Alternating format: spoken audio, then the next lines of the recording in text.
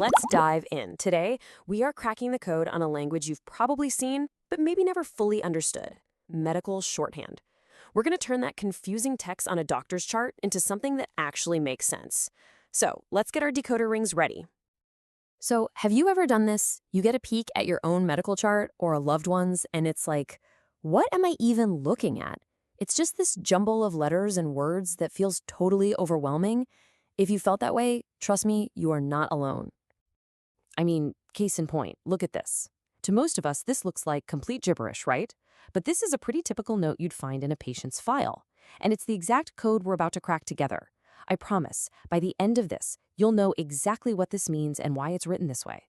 So why the secret code in the first place? Well, first things first, you've got to understand this is about way more than just saving a few seconds of writing. In the medical world, every single word matters, and the stakes can be really, really high. And get this, the words a doctor or therapist chooses can literally be the difference between getting paid by insurance or not.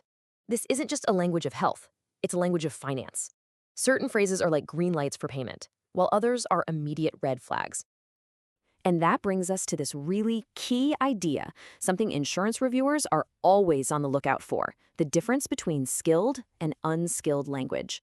They need to see proof that a trained professional's expertise was absolutely essential. And a lot of the time, it all boils down to the power of a simple verb. Look at the words on the left: continued, seen, maintained. They sound kind of passive, right? They might suggest that the patient doesn't really need a professional anymore. But then you look at the right side: instructed, educated, facilitated. These are action words. They basically shout, hey, a skilled service happened here, and that is what gets the bills paid. And then, of course, you've got your buzzwords. These are kind of like signals that a practitioner is on top of their game. When they use a phrase like evidence-based practice, they're not just trying to sound smart. They're telling colleagues in insurance companies, hey, there's solid research behind what I'm doing here. Okay, so we've got the words that deal with money, but there's another layer to this whole code, and that's professional jargon. It's the insider language that helps colleagues talk to each other efficiently, but man, it can be a huge wall for the rest of us. You know, jargon is just that special language any profession has. For the people on the inside, it's a super efficient shortcut. But if you're on the outside, yeah, it feels a lot less like a shortcut and more like a locked door. Let's look at a classic example from the world of occupational therapy, or OT. The term ADL. You will see this abbreviation all over their notes. So what does it actually mean?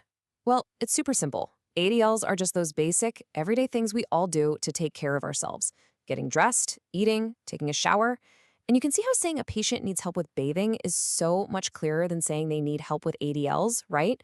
Especially when you're talking to them or their family. All right, take a deep breath, because we're about to head into the trickiest, most condensed part of this whole thing. I'm talking about the abbreviation avalanche. And this right here, this is the golden rule. Seriously, the number one directive for anyone writing on a medical chart, because when you get an abbreviation wrong, things can go south fast. Clarity always, always wins over speed. And it's easy to think, oh, come on, it's just a few letters, how bad can it be? But the level of precision you need is, honestly, kind of insane. Even something as tiny as whether a letter is capitalized or not can change everything. This example just stops you in your tracks. A capitalized AB means abortion. A lowercase ab means abdomen. I mean, you can see in a split second how a simple tap of the shift key could create a massive and potentially catastrophic misunderstanding in a patient's medical history.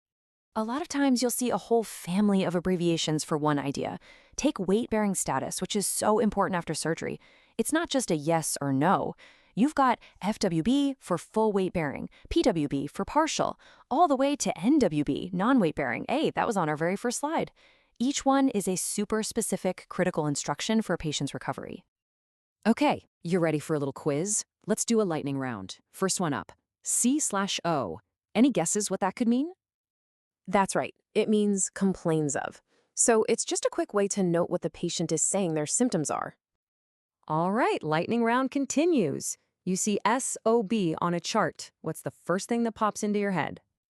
Yeah, it's probably not that. In the medical world, SOB stands for shortness of breath. See, context is absolutely everything.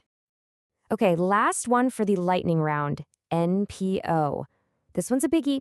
You see it all the time, especially before a surgery. Any ideas? NPO stands for nothing by mouth. It's a critical instruction that means a patient can't eat or drink anything. Getting this one right is, a pretty big deal for patient safety. Whew. Okay. So, we've waded through jargon, buzzwords, and a whole storm of abbreviations. So, what's the big takeaway? Let's pull it all together into your very own medical decodering. It really just boils down to these three simple rules. 1. Specific words imply skill, and that's how you get paid. 2. Jargon is for the pros, always translate it for everyone else. And 3, the big one. When in doubt, spell it out. Always. So let's go back to that crazy sentence from the start. PT is status post RTKA NWB, CO of SOB, HX of HTN DM. Well, guess what? You can read it now. It means the patient is status post a right total knee arthroplasty and is non-weight bearing. They complain of shortness of breath and have a history of hypertension and diabetes. It's not gibberish anymore, is it? You've cracked the code. And that kind of leaves you with a bigger question, doesn't it? Now that you can read this hidden language, what does its very existence, with its focus on payment and its potential for error, tell you about the whole complex system behind our healthcare?